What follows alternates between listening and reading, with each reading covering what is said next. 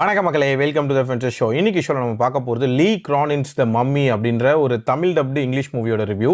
இந்த படம் பாடி ஹாரரை மையமாக வச்சு அமைக்கப்பட்ட ஒரு வித்தியாசமான சூப்பர் நேச்சுரல் த்ரில்லர். கேட் அப்படின்ற சின்ன பொண்ணு 8 வருஷங்களுக்கு முன்னாடி காணாமல் போயிருப்பா. அவளை பற்றிய இன்ஃபர்மேஷன் அப்படின்றது அதுக்கப்புறம் கிடைக்கவே கிடைக்காது. திடீர்னு ஒரு ஃப்ளைட் கிராஷ் ஒன்று நடக்குது. அதுக்குள்ளே இருக்கக்கூடிய ஒரு பெட்டி ஒன்று விழுது. அந்த பெட்டிக்குள்ளே பதப்படுத்தப்பட்ட நிலையில் அந்த பொண்ணு திருப்பி கிடைக்கிறா.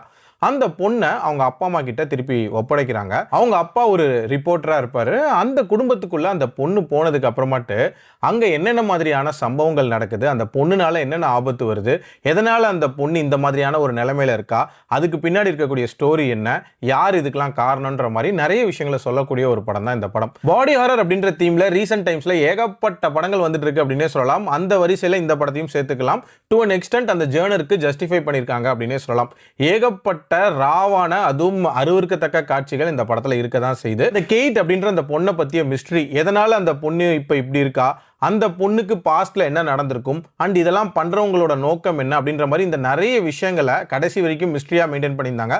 டுவர்ட்ஸ் தென் ப்ராப்பரா அதை ரிவீல் பண்ணி அதுவும் ஒரு சாட்டிஸ்ஃபைங்கான ஒரு கிளைமேக்ஸா முடிச்சிருப்பாங்க.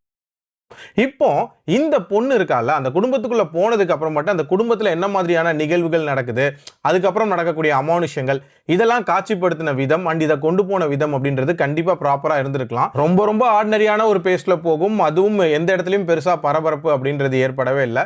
ஒரு விதமான கனெக்டடா இல்லாத மாதிரியான ஒரு ஃபீல் அப்படின்றது இருந்துட்டே தான் இருந்துச்சு. மம்மி அப்படின்ற பேர்ல எடுக்கப்பட்ட ஒரு சாதாரணமான பாடி ஹாரர் மூவி தான் இது. டைம் இருந்தா ட்ரை பண்ணி பாருங்க. என்னோட ரேட்டிங் 2.75 out of 5. அடல்ட் கண்டென்ட்டை பொறுத்த வரைக்கும் இதுல கோரினஸ் அப்படின்றது அயராளம் இருக்கு. அதுக்கு ஏற்ற மாதிரி பிளான் பண்ணிக்கோங்க. மீண்டும் அடுத்த விமர்சனத்தில் சந்திக்கிறேன். நன்றி, வணக்கம்.